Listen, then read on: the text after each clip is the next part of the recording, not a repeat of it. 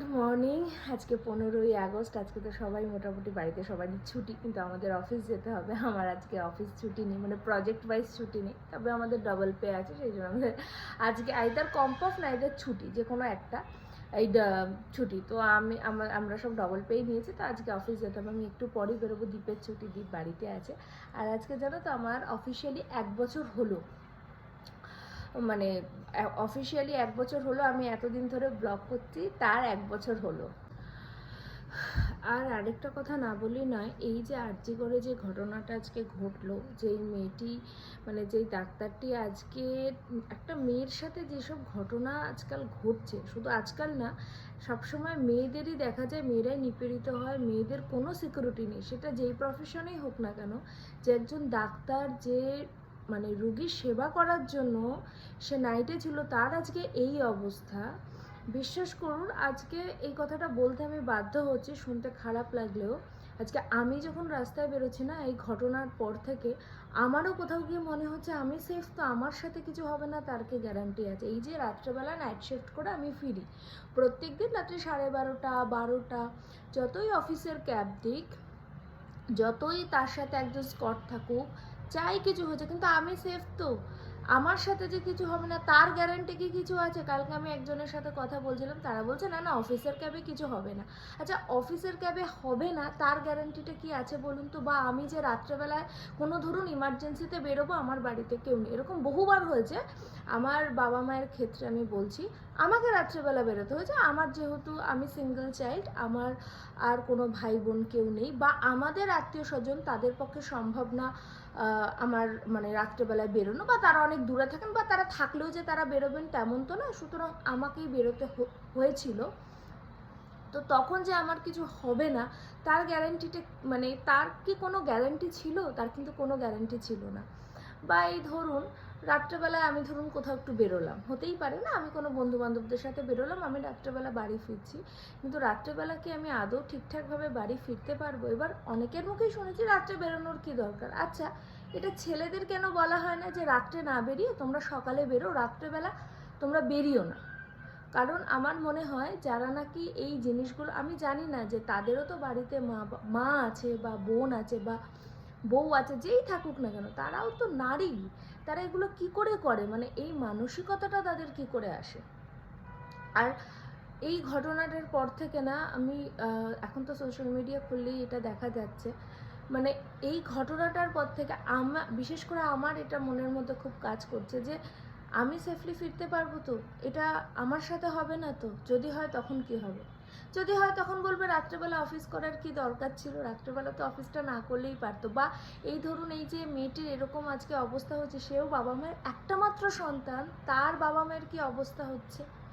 সে মানে বলতে পারি মানুষ সেবা করার জন্য সে পড়াশোনা করলো, মানুষের সেবা করার জন্য সে সেদিন রাত্রেবেলা, সে সেদিন নাইটে ছিল, তার আজকে এই অবস্থা হয়েছে।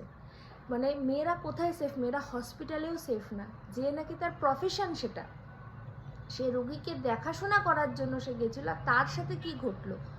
সুতরাং মেয়েরা কোথাও সেফ না। যারা বড় বড় কথা বলছে না, যে না একটু নিজেদের বুঝে শুনে চলতে হবে, একটু ঠিকঠাক করে পোশাক পরতে হবে। আচ্ছা, পোশাকের জন্য কি মানুষের মানসিকতা বদলাতে পারে? পোশাক কোনোদিন মানুষের মানসিকতা চেঞ্জ করতে পারে না। যদি মানসিকতাই চেঞ্জ হতো, তাহলে যে দিল্লির যে ঘটনাটা ঘটেছিল, বা এই যে আজকে যে ঘটনা, দেখুন সব পরপর কিন্তু শুধু মেয়েদেরকে নিয়ে এই হেনস্থাটা হয়, ছেলেদেরকে নিয়ে কিন্তু হয় না। কোথাও লেখা হয় না যে ছেলেদেরকে নিয়ে হেনস্থাটা হয়েছে, সবসময় মেয়েদের সাথেই এই অত্যাচারটা হয়ে আসছে।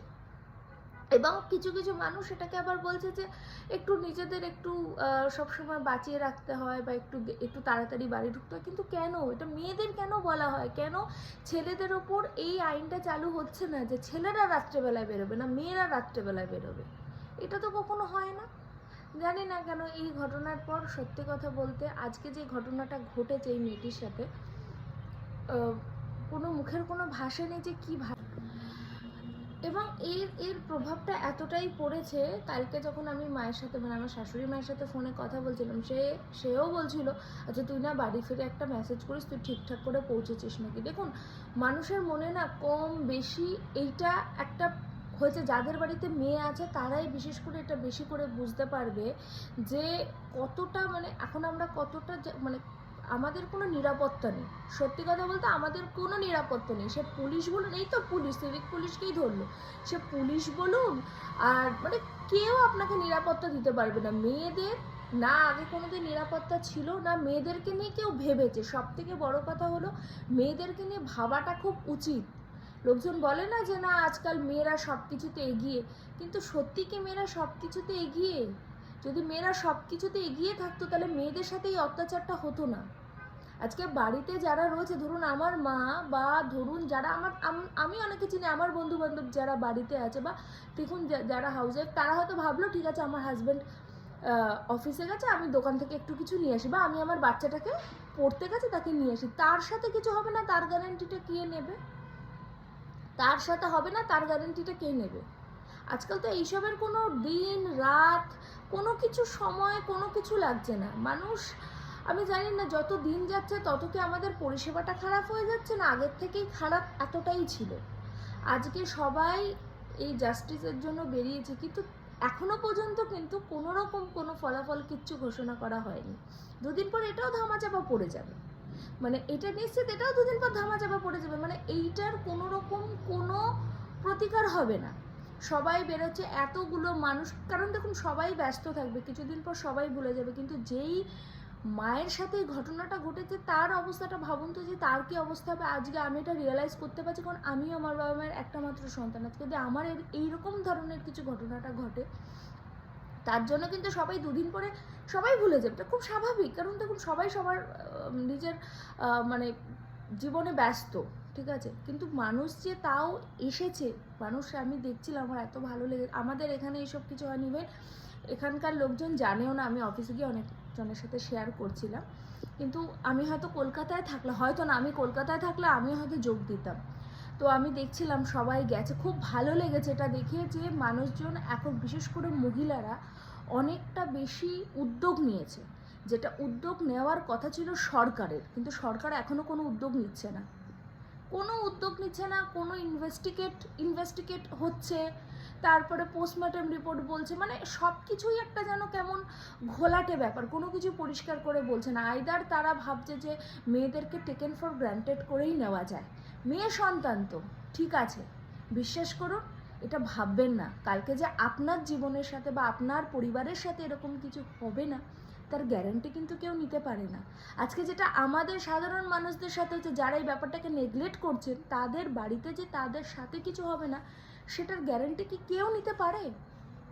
যাই হোক, আমার এই কথাগুলো মনে হলো একটু বলা উচিত ছিল, তাই আপনাদের সাথে শেয়ার করলাম। আমি জানি না, কিন্তু আমার একটা জিনিস এখন মনে হচ্ছে, বিশ্বাস করুন যে আমি হয়তো ভীষণ, আমি নিজেকে সেফ ফিল করছি না। আমার মনে হয় শুধু আমি না, এরকম অনেক মেয়েরা, যারা মেয়েরা তারা এটা বিশেষ করে বুঝতে পারবে, মেয়েরা কোথাও সেফ ফিল করছে না।